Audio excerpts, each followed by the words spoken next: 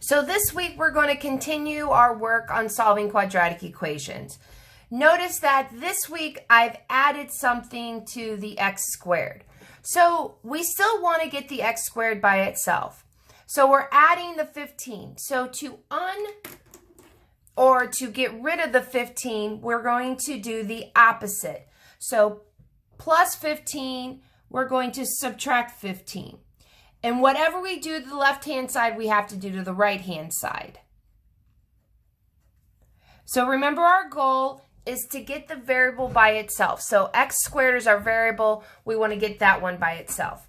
The reason that these are opposites is so that they'll cancel out. A positive 15 and a negative 15 cancel out, and I am left with x squared.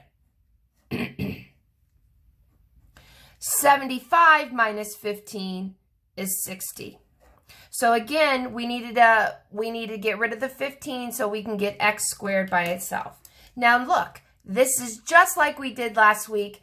X squared equals 60, and we learned to get rid of an x squared, we take the square root of x squared. Well, if we take the square root of x squared, we have to take the square root of 60, because whatever you do to one side of the equal sign, you have to do to the other.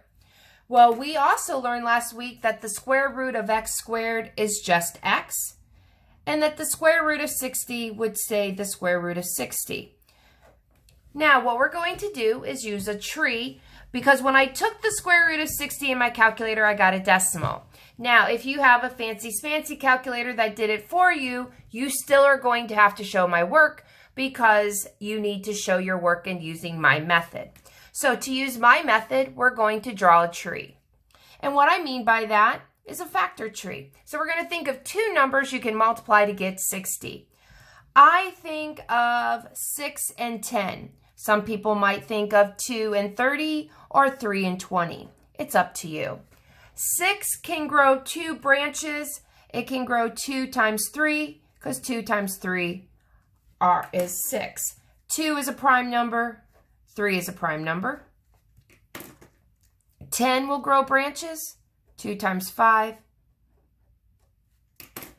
So I'm going to circle 2, and I'm going to circle 5.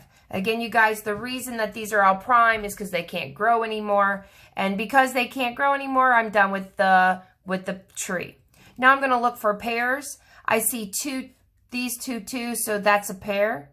So it's like a pair of shoes. The 2 is going to go on the outside.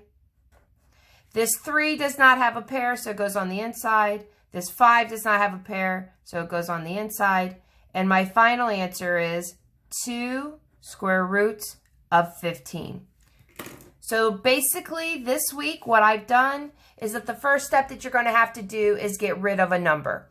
And because this was addition, we did the opposite, which was subtraction. And then we follow the same process that we did last week of taking the square root of both sides. And then we follow the same method that we learned the first week, which is to do the tree. Okay? I hope you have a great week, guys.